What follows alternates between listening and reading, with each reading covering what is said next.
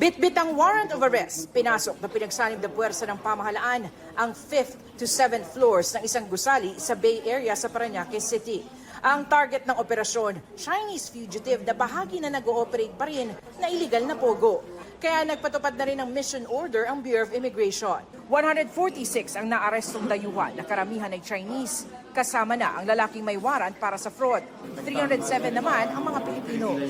Nakahilera mga computer sa workstations. Nagkalat rin ang iba't ibang gadgets.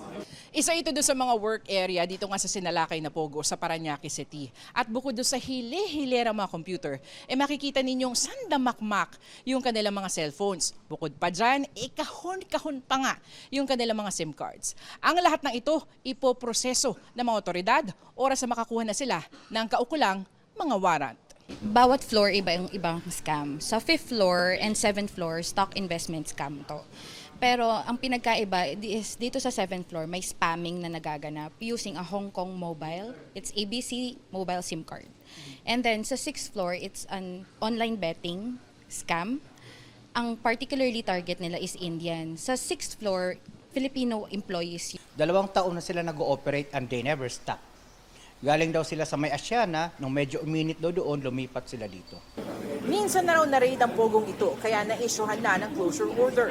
Pero sa kabila niyan at sa pinatupad na pogo ban, nagpatuloy pa rin umano ang operasyon. Dapat kasi before they issue yung mga permits nila like yung sa barangay and then yung sa City Hall, dapat they do yung talagang religious inspection of the establishment.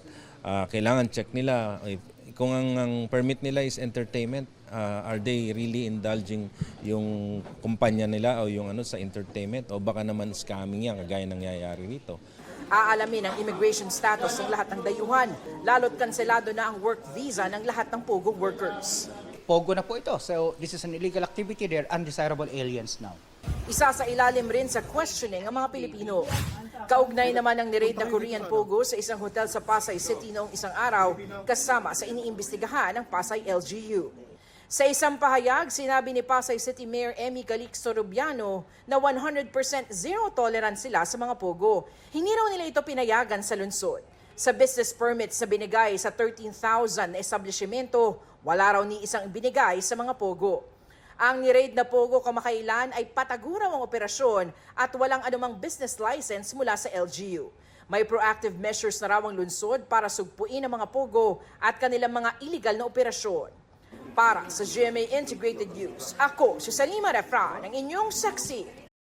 Mga kapuso, maging una sa saksi.